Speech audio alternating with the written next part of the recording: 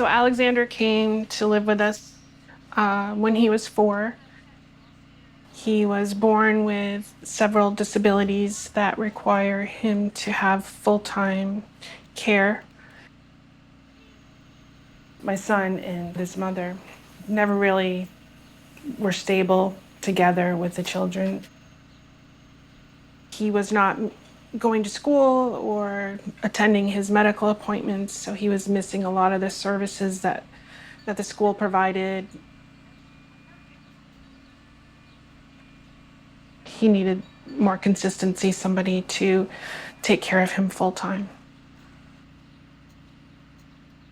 When he was 4, they called the meeting and said, he cannot stay with Cassandra. My son at that time just didn't have the capability to take in Alexander as well. And then he went into full foster care. And there was another meeting, wasn't there? And Kelly looked at me and I looked at her and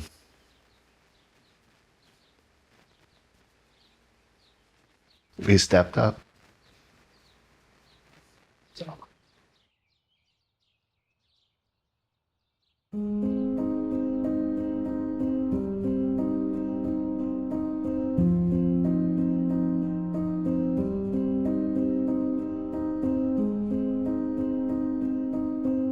My grandparents bought this house, and my grandfather ran St. Johnsbury Real Estate out of the front office up front. St. Johnsbury is a small town.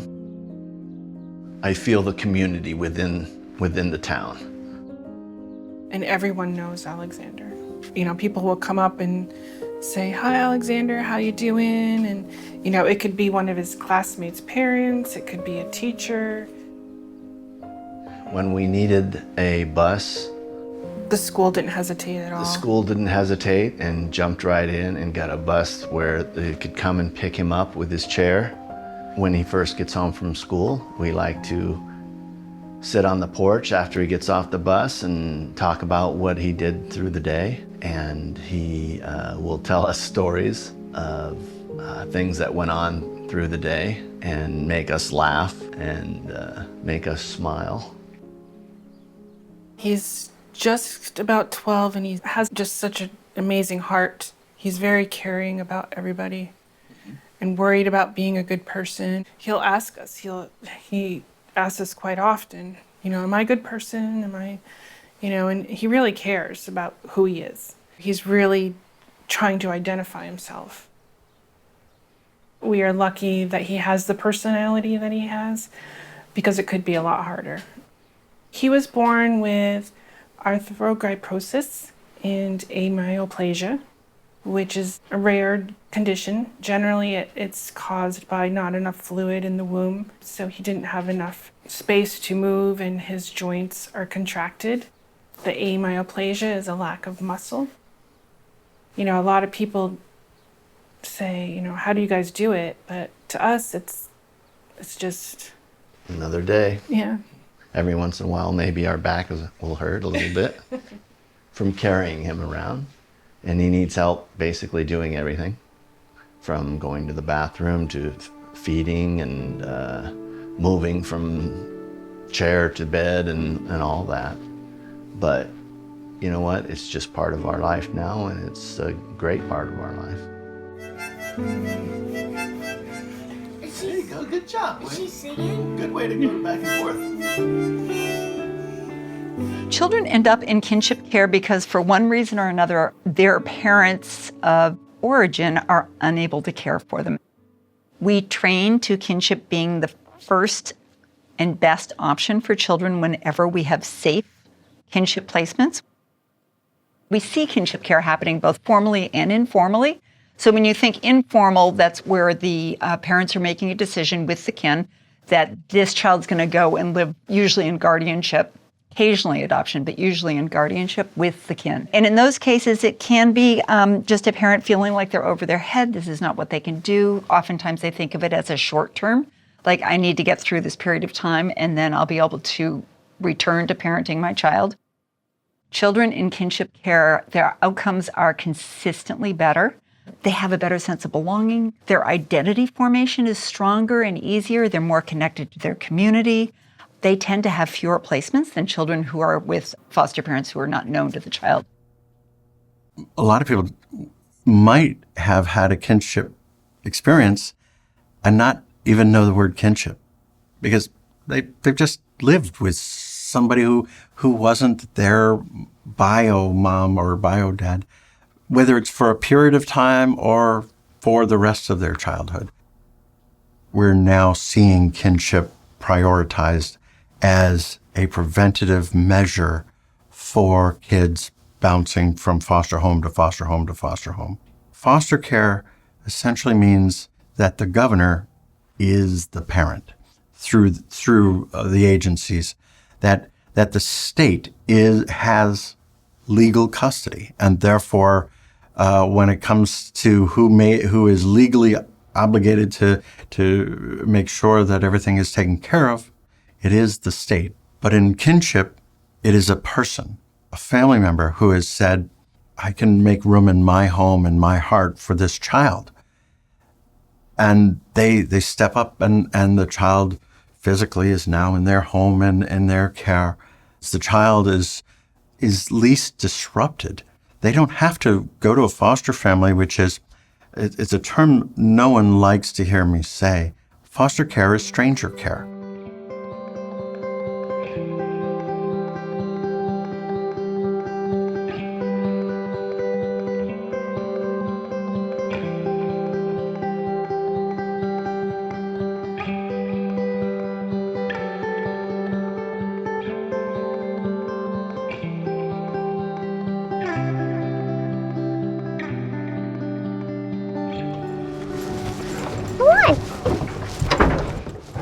I was born in Vermont, and I've grown up here.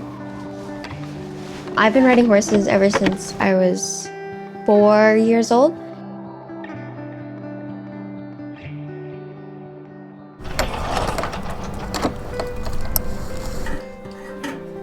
I feel like I can really talk to horses. I feel like I have a special thing going on with them.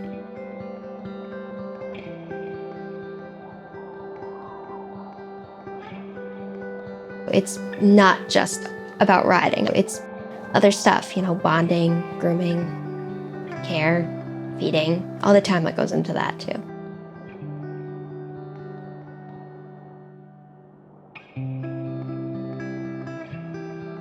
I live with my grandparents. They are my parents.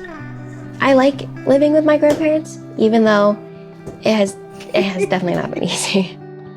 I've moved out a couple times. It's wonderful to grow up with an older generation.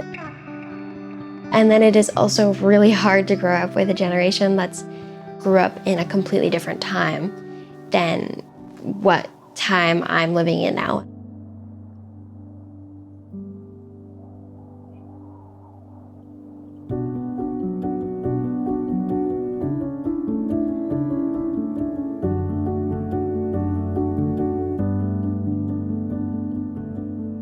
We met in 1984 on a peace trip to the then Soviet Union. And then in 1989, my husband and I adopted a little girl from India. And soon after that, my husband and I separated, and Deborah and I got together. So it was very much that Marianne and her ex-husband were Mira's parents. But I was a kind of stepmom. I was a stepmom when Mira was with us. She was 15 when she was pregnant and gave birth to Gita when she was 16. When she was 16. And she had already had struggles with drugs, actually, since she was probably 13 or 14. Things started falling apart pretty rapidly, and by Gita's second year, Mirabai actually asked Deborah to take Gita because she said, I can't do it. And Deborah agreed and then told me, and has really been the one who I mean, we're both equal grandmas, but Deborah was the one who stepped up completely and carried Gita when she didn't want to be put down at all. And then Gita lived with us until she was 8, and we had custody, but it was granted by Mira. It was not a, full custody. Mira got pregnant again and asked to have Gita back, and we had no power. We were really concerned, but we couldn't do anything. And also, Gita wanted so much to be with her mama. So that's where she went, and that went on for 3 years. And we knew things were really hard and not well a lot of the time, but we didn't know how bad they were till later. And even now, Gita tells us new things about the hardness, especially for her. We called DCF finally Yeah. when we knew there was palpable proof. We knew things were terrible. There was no outlet. Right. There was no way to go, where to go for so long until we had proof of the drugs. And then we all, 3 of us, called and reported to DCF. They took on the case, which we were very grateful for, and were with us by our side for 2 years, dealing with all the ins and outs of what happens then, which is very complicated. Until after 2 years, we were able to adopt Gita legally, and her younger sister was adopted by 2 young, wonderful friends of ours. And none of it's been easy for her. And she's an amazing person.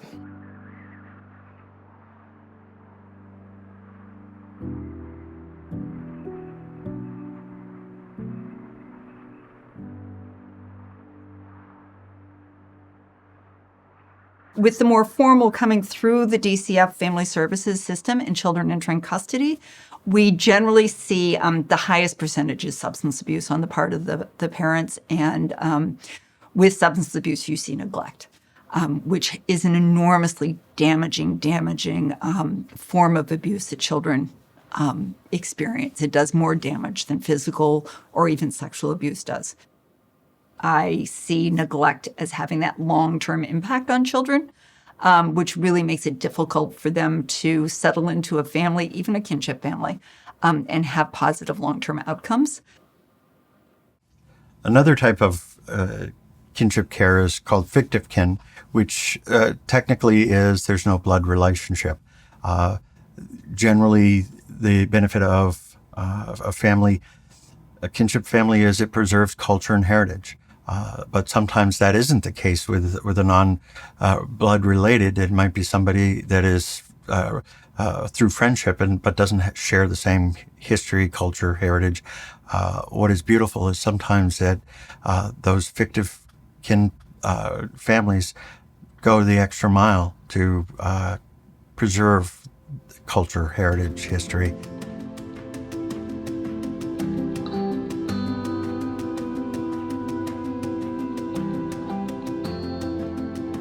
I've lived in Shelburne since 1994. It's a great neighborhood. It's just kind of a great location. It's a nice small village next to a larger town. I've been in education about 38 years now. After teaching, I went into administration. I am guardian of Vina and Visa, but I've raised 5 of the kids. The parents came to the United States from Vietnam the year before I came to Vermont. I was superintendent in the school system where my 2 original girls went to school. And my then partner had talked to me about these 2 little girls and actually their older sister and his concerns about them. They were coming to school clearly not having slept much. We went to lunch and the 2 girls were 7 and 8 and so adorable. They were just so adorable. They started asking him if they could come over after school. So we asked the parents. They would often come home with him after school and then go back to their parents' house. And, clearly there was a deep bond. And through that, I was aware of some turmoil and chaos in their house, and we were kind of, I think, a calm, stable place for them to be. It came to be an agreement that we were their godparents. And after a year of this, when the girls were asking to live here all the time, we talked to the parents and said, we're willing to do that, and it looks like you could use some help. Would that be okay?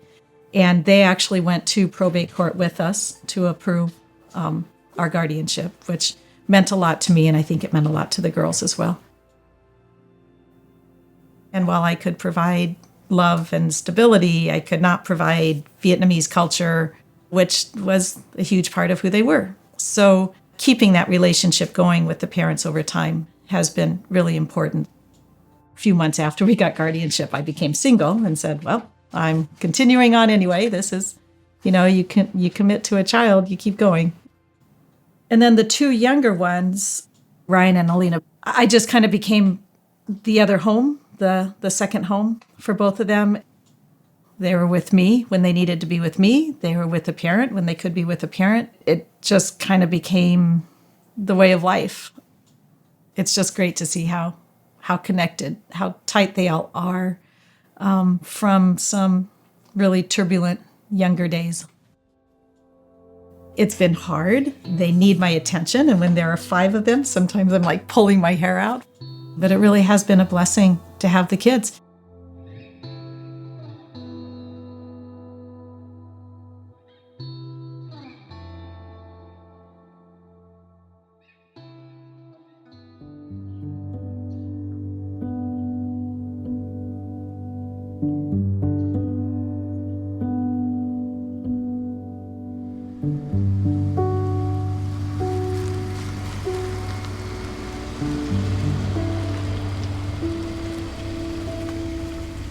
We ended up getting custody of our great-granddaughter because both parents were incarcerated. And she was living in New York. Her grandmother is not well, and she didn't have a lot of support. We stepped up and said, it's a lot for you. I'm retired. I have my husband's help. And so we went to court in New York. It took us 3 or 4 visits before they approved the guardianship of Alina to us. But we took her at the end of January of 2020. She misses her parents terribly. She misses her family in New York. But it was an easy transition for Alina due to how much time she was spent with us. You love your daddy, don't you? Yep. Whose bear is that?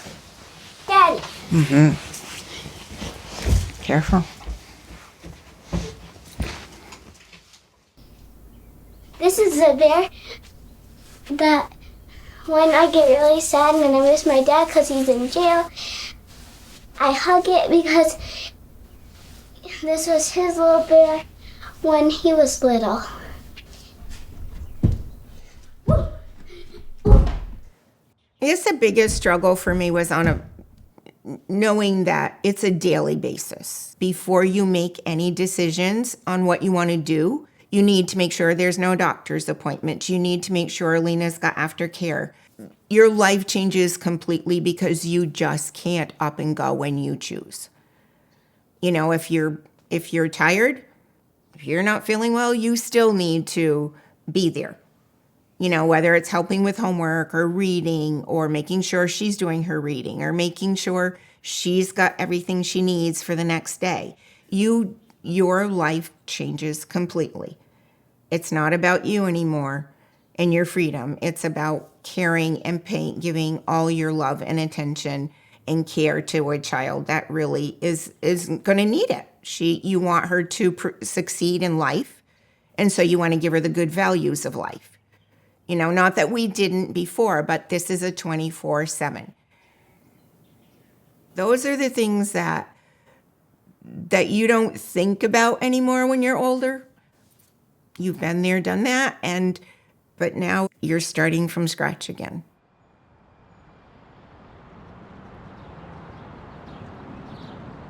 Up here in probate court, a family member, very rarely a non-family member, brings a petition for a guardianship regarding a minor child And I have to make the decision at the outset if the minor child is in need of a guardianship. That is the parent unable to provide a safe and loving home for the child. Oftentimes, though, coming into guardianship, the child is clearly in need of somebody. I mean, the aunt or the grandma doesn't step in unless something really drastic has happened or is happening.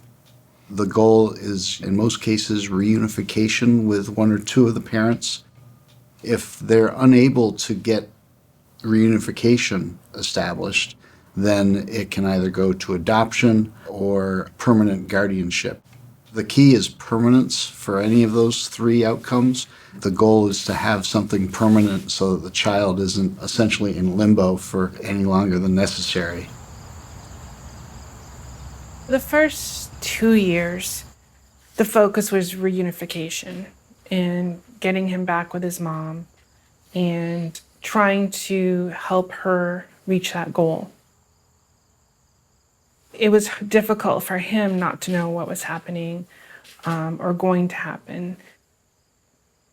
It's a long process and it's difficult for the child. That's the tough part, was his emotions, his feelings, his well-being. There's a pretty heavy balance in favor of the parents raising their own child. I mean, it's a constitutional right to raise your own kids. So you need to give parents a reasonable chance for reunification with their kids. I think that's the primary goal. When mom or dad or both want the child back and grandma doesn't think that they are ready yet or suitable, and that can get into some really delicate balances. Basic care wasn't happening.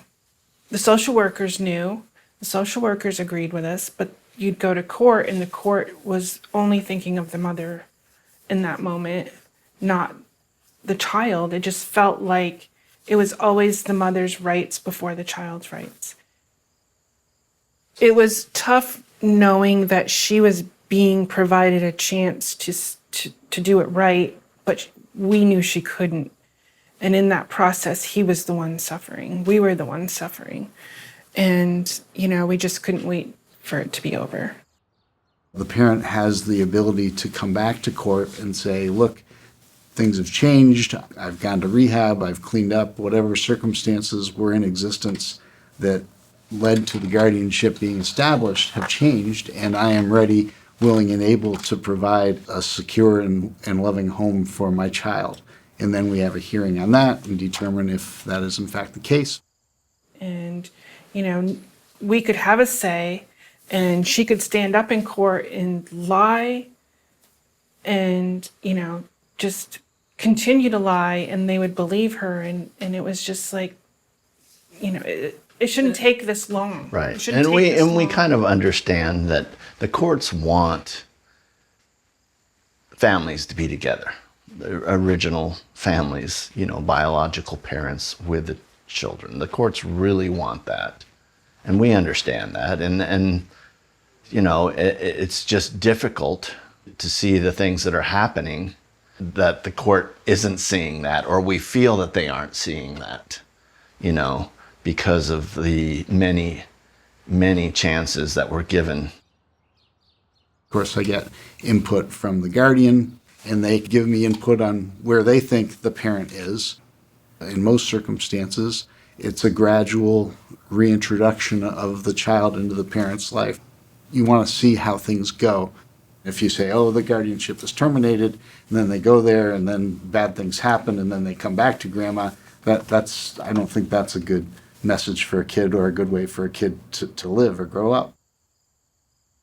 I think there is some trauma that is put upon the child during this period. And it's not intentional, obviously, but it is something that I feel the courts should take a little bit closer look at. That last year was going through the TPR, terminating her rights, not even knowing if that was going to happen because you had to go through the court system. The termination of parental rights is when the parent clearly has failed to live up to the expectations of the court as far as being able to take care of their child. And, it's obviously very serious, and it's not done lightly. It's done to give the child a sense of permanence, to get them to the point where an adoption can take place or a permanent guardianship can take place. And during that process, my son, he gave up his rights knowing that we could take better care of him. So he was still involved as well, but not through DCF, it was more on our terms. We just kind of waited patiently and did what we could and supported him and always asked him to love his mom. And we still do. You just kind of get through it and hope that the best decision is made for Alexander. Eventually, it came too.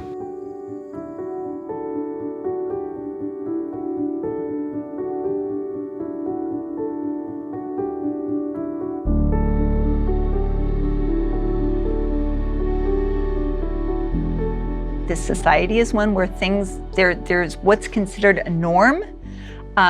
Anything outside of what's considered that norm gets stigmatized. I think kinship care is one of those where it's not considered the norm. Our children should be able to raise their own children. We shouldn't have to step in. And the reality is that sometimes you do.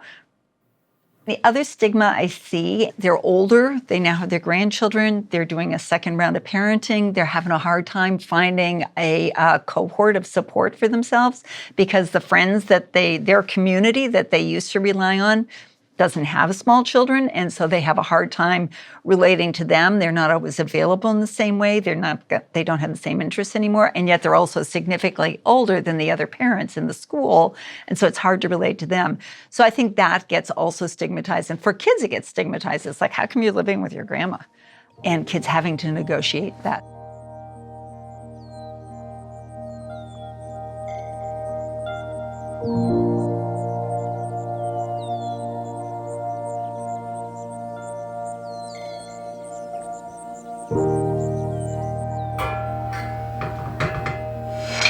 All of it or some at once? Just All of it. Get them really well on low speed. Low speed makes it. You can turn that off. it's not really. Not yet. I'm going to mix up the flour. Gita first came to us. I was 60 then. I'm 74 now. I stopped all my work. I was an actor and a writer, and I performed one-woman shows and toured them and traveled around the world researching them. And it all just stopped. You cannot do that when you're raising a young kid. And as the years went by, there were other things that we really needed to tend to around Gita. And for all this time, I've done very little of my own work. Wait a minute, is that half or quarter? This is a quarter. Okay. I'm just gonna do it.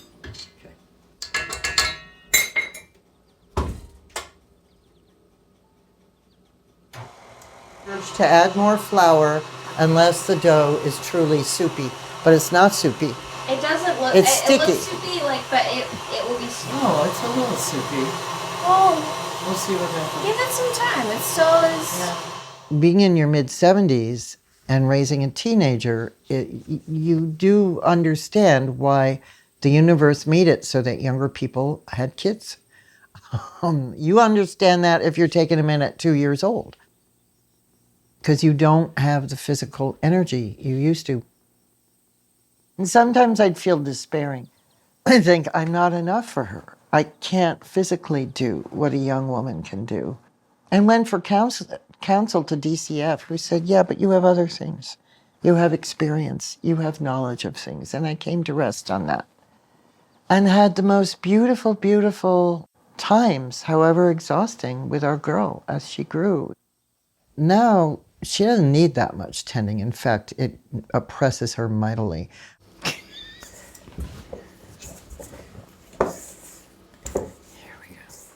She has made a lot of bread in her life. I know. There we go. Slamming and slinking around. There. There we go.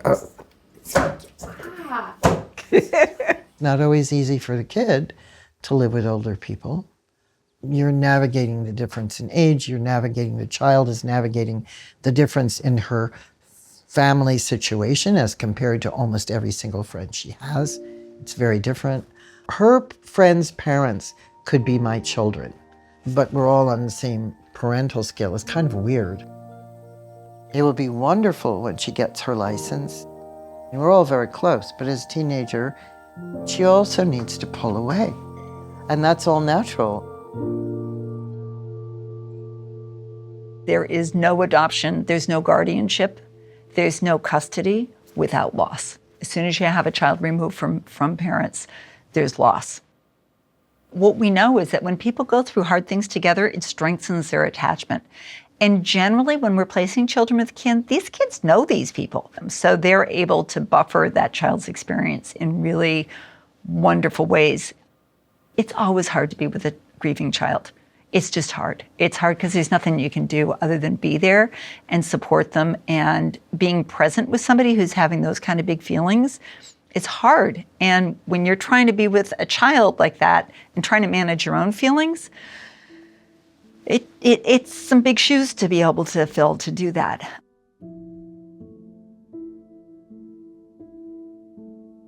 If you're doing kinship care, you are raising a child who's had some really rough times. Otherwise, you wouldn't be having kinship care. Gita endured serious dysfunction, witnessed violence, trauma, neglect. She came with a lot of grief and a lot of rage, all of which was physically enacted. She couldn't fall asleep till midnight, 1 in the morning. She wanted to stay with her mom. And she was forced to be with us, even though she knew us and loved us. That wasn't her choice. And I'll never forget that first night of telling her that. It wasn't easy. I had never had my own child.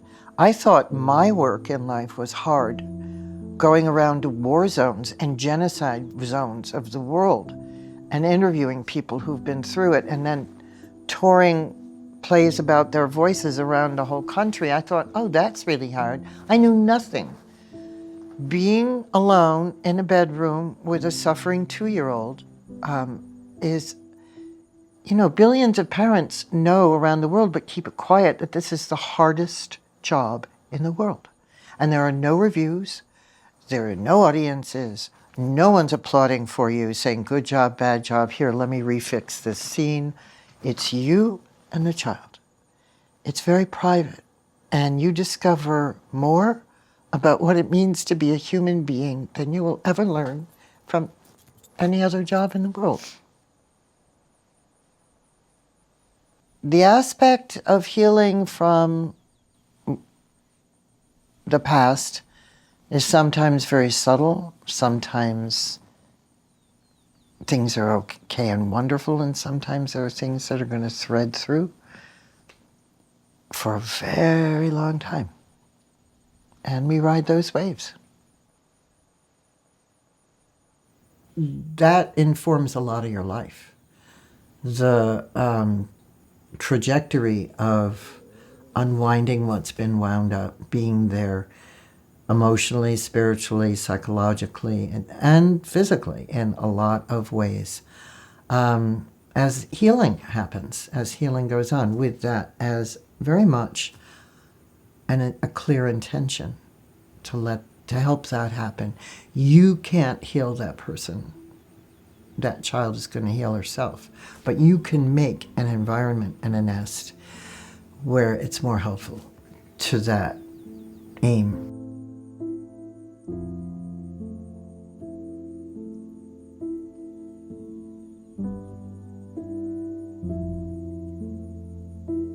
What we don't realize is the impact that trauma has on children's development and their understanding of the world.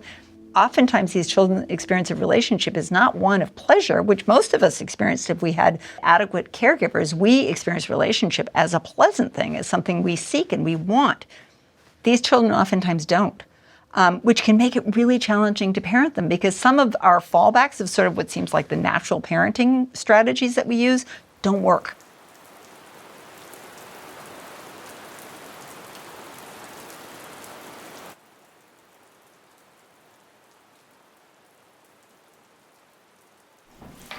Should we wash these apples first?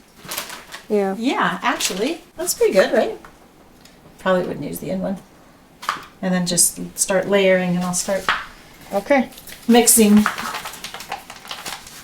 Have you made any apple crisp yet this year? Yeah. And then I turn around and do the other side, so I stop at that core. No, I mean, like, then go that way. Okay. Hi, darling. We're making apple crisp. And we're talking about Ryan coming home next weekend. Did you know Ryan was coming home next weekend? That's exciting. I know. He's going to fly by himself. I know. Oh my God. What the hell? I know. I know. He's growing up so fast. Yeah, it's expensive What's he being doing? an adult. Do you want help? It's really expensive. But early on, I was very aware that I don't speak Vietnamese. I am not Asian. The Vietnamese community in the Burlington area is very tight, and I am not part of it. I can recall my first Thanksgiving that I was on my own with the kids. I said, let's invite your parents over. So they came over for Thanksgiving, and their mom, who is a great cook, made some Vietnamese food, and I made turkey and the American feast. And I sat down at the table in the dining room, and I looked around the room, and I said, I am the only person in my house right now who does not speak Vietnamese. This is different. And so it's also why I felt it was really important to maintain a strong relationship with their parents who could give them their culture, and I could not. I can give them opportunity. I can give them love. I can give them stability. I can't give them their heritage. Like it. Visa, what I did you think we'll just be say? okay with one. Okay. Visa, what did you just say? Like, we're not gonna eat all of this in one You guys are night. kind of breaking up. I'm sorry. Okay, stop here and let's start the new one. No, we're just gonna go. We're good. Are you sure? Yes. We have lots of apples. You gonna take apples back with you? No, we will eat them. How long does this cook? I miss you guys. I miss being home. I know, we miss you too. Weird. Yeah, adulting is weird. Yeah. There were those times I'd come home from a board meeting at midnight, a very, very difficult board meeting, and Vina would be awake in 7th grade and say, I saved my social studies homework for you. Can you help me now? And I knew that was as much about connecting as it was the homework. And it was important. And learning to balance my own stress, my own job stress, my own parenting stress, because I'm always second guessing what I'm doing, and their needs and their individual needs. Sometimes I felt like an air traffic controller. There continued to be some turmoil that spilled in and out of my house and the parents' house, and really felt like I was largely on my own, particularly when I was really on my own. I really felt like I was largely on my own around the kids had emotional needs. I mean, their life was disrupted. Their life was chaotic. It was traumatic in early years. And my background is emotional disturbance, so I recognized the trauma. But responding to trauma in your own kids is different than responding to trauma in the kids you teach. And that was a huge lesson I had to learn. None of my kids really were open to talking to a therapist. So ultimately, I found a therapist, and she helped me kind of as a support to me as a parent. It was very helpful. So if we had a particularly bad episode here, or a bad night, or there was something that went on, I had that outlet of somebody that I could talk to confidentially. That was very beneficial. There was no system. When I was a foster parent, supposedly there's a social worker who tells you these things, although I can't say that always happened. But supposedly there is that person who's in the system who tells you how the system works. In kinship care, there isn't such a thing, and you learn it all by accident. They love their biological parents. They feel loved and safe here, but there's It's not the natural order of things or what their friends have. You know, there's those emotional landmines that you walk through.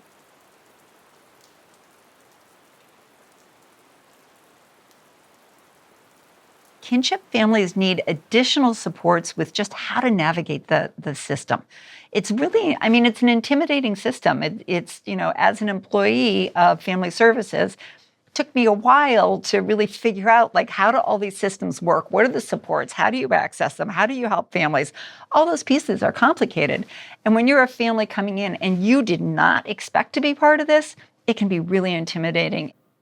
There's nothing unusual about families taking care of each other, their children. It's been happening for as far back as you can go in human history. It's normal. And it does bring some challenges. And it's okay to seek support. I think when you're younger, it's different. You know, you're a mom, it's your first instinct. When you're older, and I have said this to people, thank goodness we have kids when we're younger, because the older you are, you forget about all that you are responsible for. You know, you're responsible for this little life, growing up, knowing right from wrong, you know, and the good and the bad. And it's a big change. But people helping you is a huge thing, is a huge, accomplishment for me, letting go and letting people help. I was struggling. My girlfriend was doing research for me, and she said, you've got to call this organization. I think they cover a lot that you could use help with. And I felt at that point I was drowning. And it was, thank God for VCAP, because they have helped me go through this process. I could not have done it without all their help.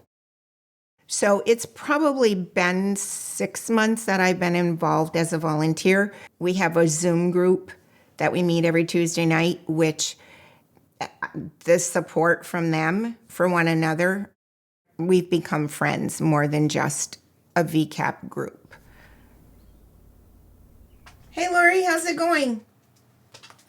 How's us Sable Chasm on Sunday with the kids? Wait a minute, Michelle's coming in. Hey, Michelle, how's it going? Hi, Lynn. There's a whole gamut of issues. The majority of us are either grandparents. I'm not the only great-grandparent. We're older, and things have changed so much in this world. Not only with children, but the world completely. And that the struggles for a lot of them are DCF. Not in a bad way. Some of the DCF workers are above and beyond, but there's still struggles. It's a good group because they're willing to open up and share, where if you're just a friend, you're not willing to share. They feel comfortable enough that they can ask questions and they can share experiences. They can share the good, the bad, and the ugly.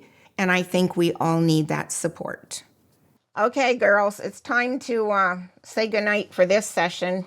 And I'll wish you all a good week. Thanks so much, Lynn. Thank you. All right, we'll talk to you guys next Tuesday. Take care.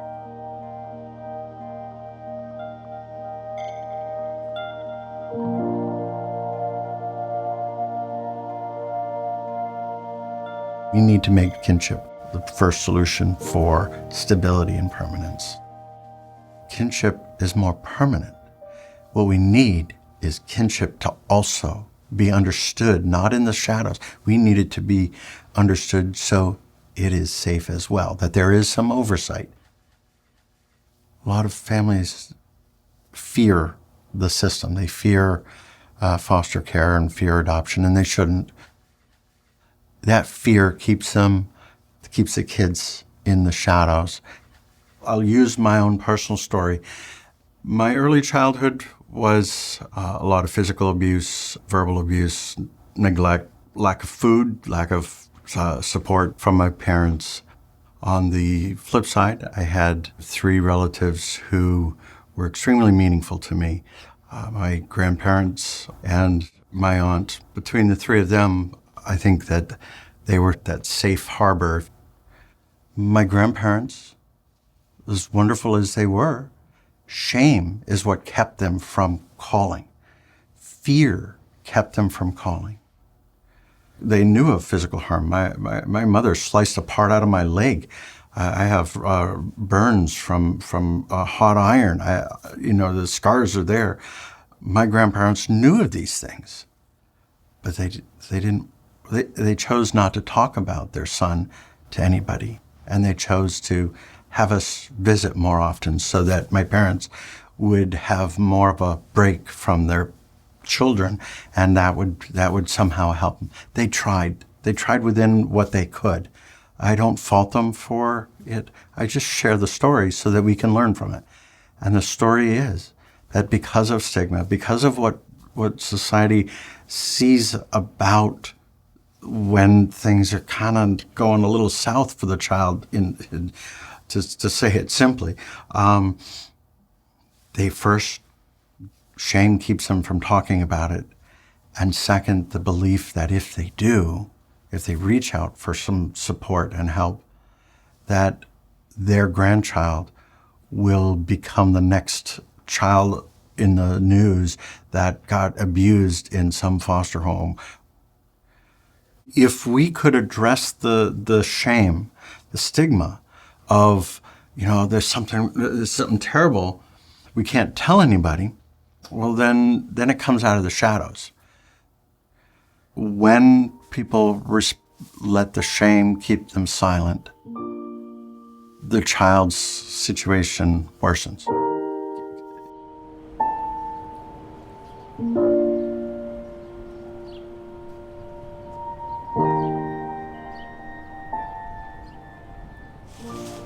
You don't want to be without a jacket after you've been swimming. Do you? Nope. No. You want me to push the chair or you want me to carry you? Carry me, please. Carry you? All right, here we go.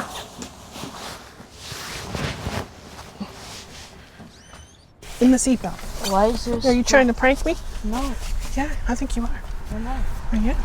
All right, I'm gonna go get Lacey. For the past few months, we've had a very busy life. We've traveled to Philadelphia for surgeries for Alexander. We have a new grandchild who's very ill and in the Boston Children's Hospital, just had surgery. So her 10-year-old sister's been staying with us as well. So it's a little extra time in coordinating 2 kids instead of 1. I wouldn't know any other life but to be busy, so.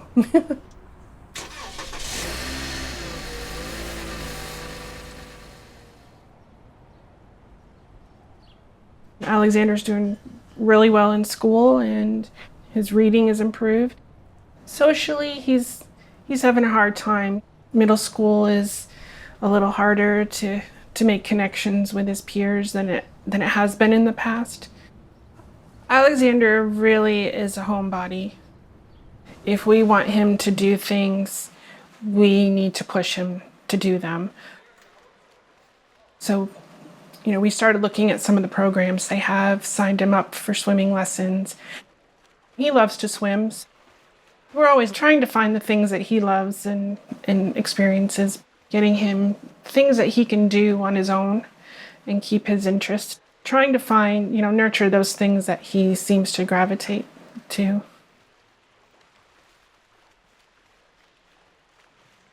He doesn't really have a lot of peers that he can identify with. Signing him up with adaptive sports, it was our goal to make connections with other people with disabilities. He actually calls it his abilities. He doesn't call it his disabilities. He calls it his abilities. So we try to keep with that theme.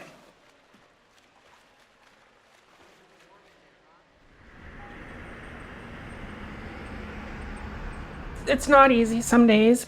He has a lot of anger towards his biological mom, and we work through that as a family. But in a lot of ways, I think it's brought our whole family closer together.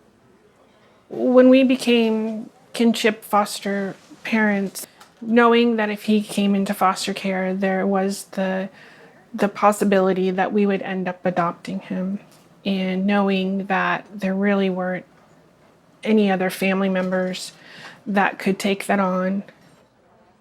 And we just felt like that was what we wanted, needed to do. Alexander actually, when we were talking about filming, and he said, well, make sure you tell him that it's not all roses and rainbows.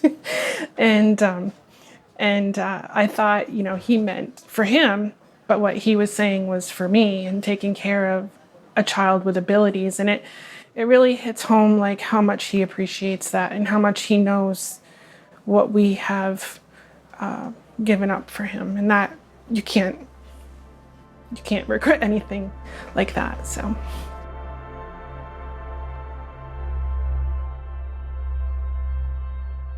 when children go into the homes of their grandparents, and that's their roof over their head, they're going to retain all those other things that is going to keep them less confused about who they are, or less in need for love and understanding and their historical context.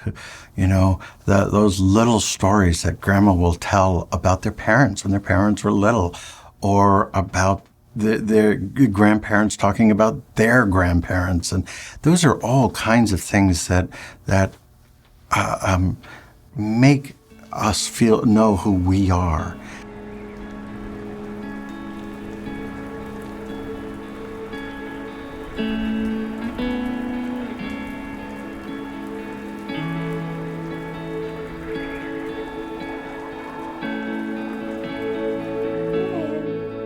We underestimated how much time it would take. And It is amazing to me that people knew you were a giraffe, given that you didn't have horns, and She looks like a giraffe. She really the neck does. is a little different. Well, yeah. Neck. That was fun. It's hard to believe it was only a year ago, know. isn't it? Oh my God. Seems another lifetime. It's been 6 months now since you got your license. I think this has drastically changed our lives in a lot of ways, in good ways. What about for you? For sure. I think just having the freedom of being able to kind of get out of the house I'm not hurt. and not be stuck here all the time.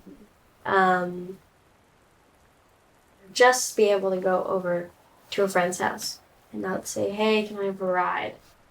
Yeah, Can you pick me up? because the answer sometimes is no, I can't. And it's nice also for me to have a responsibility of having a car.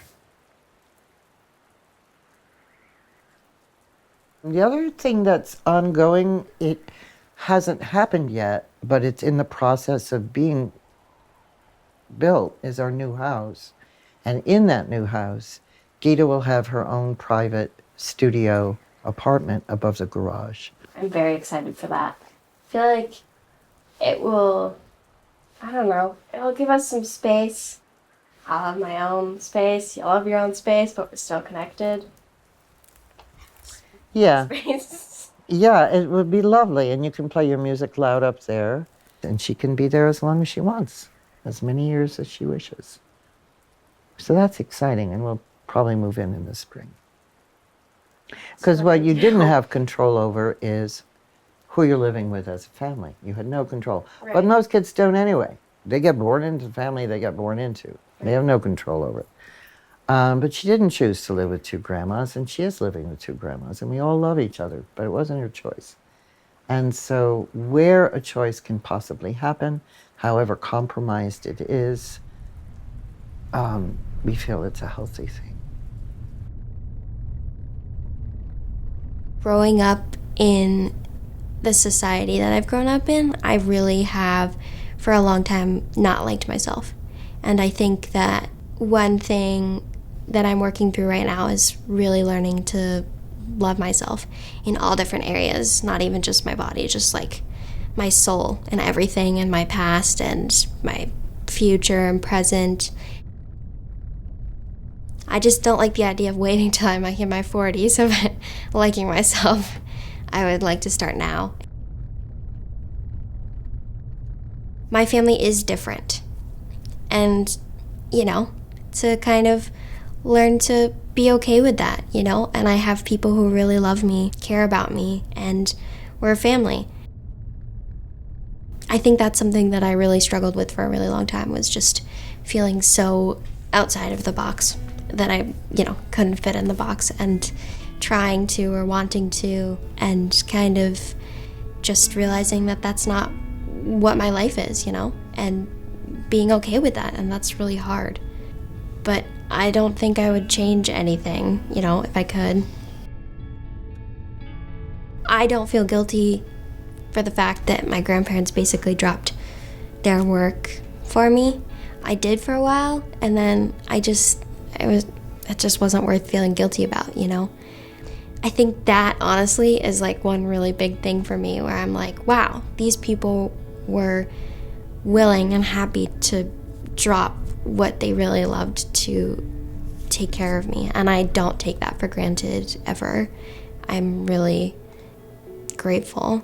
But I also feel like there's this thing where I shouldn't feel grateful, because I do deserve to have people to love me no matter what.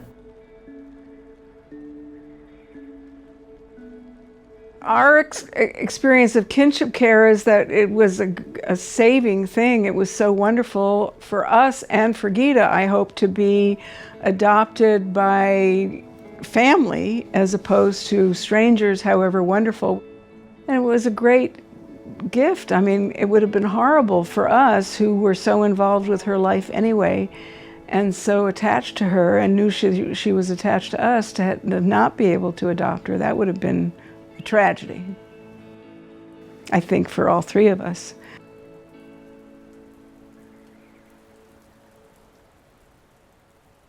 The role of kin parent is hard. There's so many dynamics that you don't anticipate. You love that child. That they've been in your heart for some reason from the beginning, and all the pleasures of parenting, all the experiences that you, in a sense, you get a second bite at the apple of getting to do things with children, to see them grow, to see them learn things, to help them through their challenges. And I don't think there's any price you could pay on knowing that, even though it didn't work out the way that it's supposed to, that child that you love is safe, is cared for, and you're there to help them no matter what.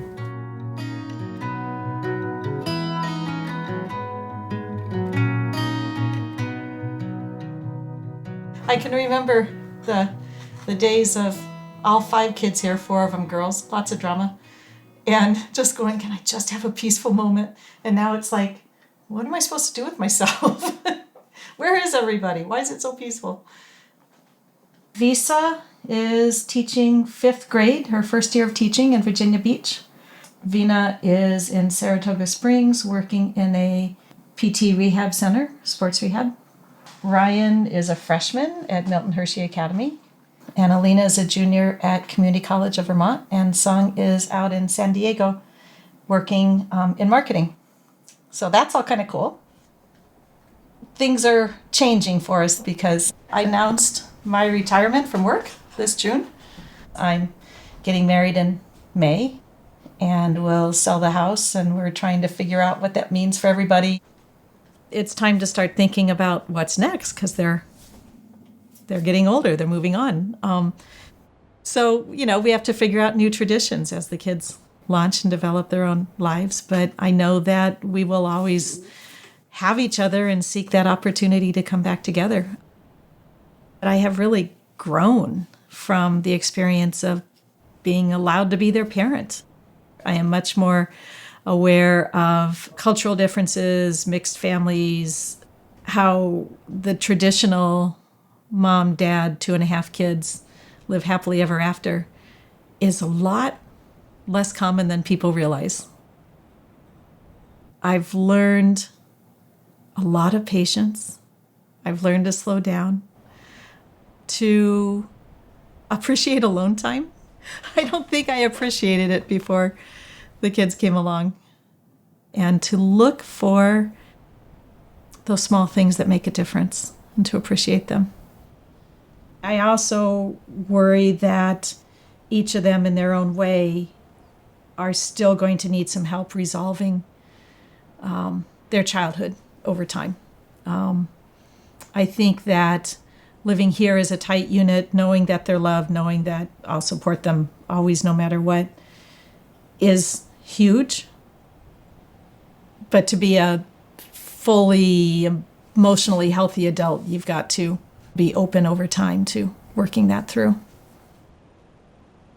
Thank you guys for doing this with me since we couldn't get together in person. But I haven't seen you guys in so long, so I know. we've been in a kinship care relationship now for about, let's see, how old are you? 25, 18 years. What were some of the biggest challenges about growing up the way you did?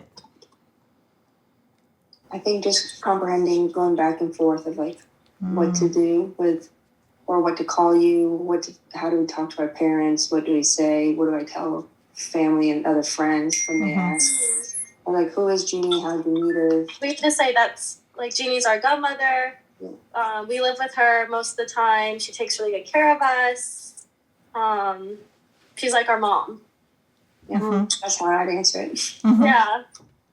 All my friends were really accepting of it. Yeah, you had like a really big rule. You had to be the mom and dad in a way. While working too. While working. A big job. A very, very big, high stress job with a lot of kids. Like it was a hard job, but I definitely think your strength and your patience has rubbed off on me in a good way. Because I feel like you gave me the skills that I didn't have before to like express my feelings, work through problems, cope with like what have you.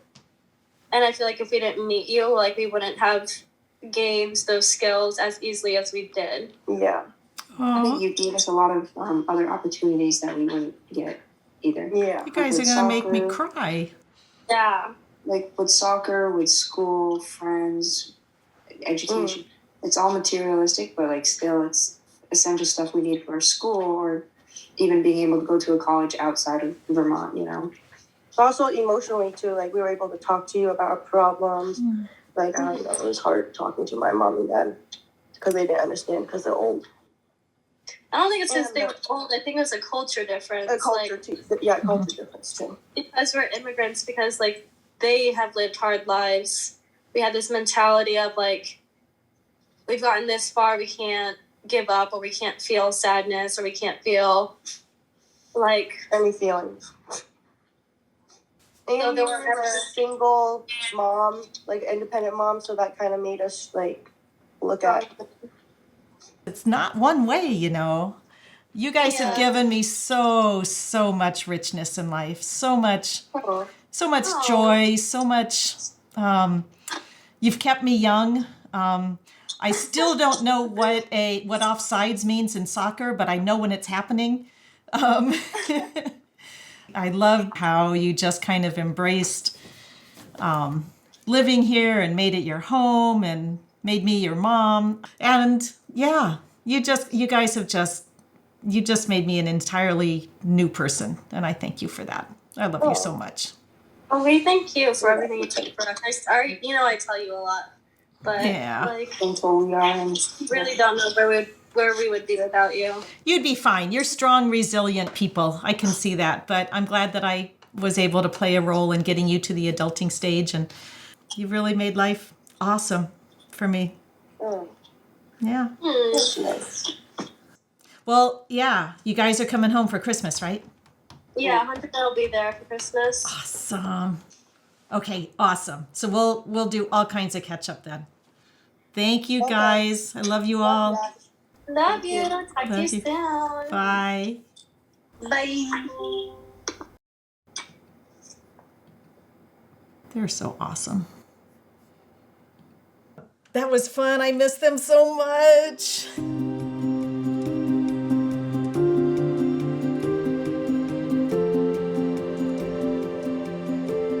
You always know you're the parent, but you're not her mother, and you're not her father. And in the end, you have to accept your place in the reality. It's a wonderful place, but the child may be always yearning for her whole life, for a mother, and you know you're not it. And that's okay. We just want to be able to sit back and smile someday and say we had a part of being a part of her life enough that we made a difference. We're more lucky to have him I don't know. than it is He's pretty lucky. for him to have us, I think. Just those moments where we're sitting as a family and laughing. I just feel so lucky to have that love from the kids and know that they have that to carry forward with them. Instead of trying to worry about all the logistics that a court may have decided, or an attorney or a case manager, those are all important. But the most important is to remember everything that we're doing will impact that child for the rest of their life. It's hard to parent somebody's child who was not born to you. There's different challenges, there are different experiences, it's a different journey, whether you're kin or not. And so whatever communities can do to help support adults' resilience as well as the children's resilience, I think is key. We collectively as a society says it takes a village. Let's all support that. Let's all celebrate that family is there for one another. And sometimes it means being under a different roof, but it's still your family.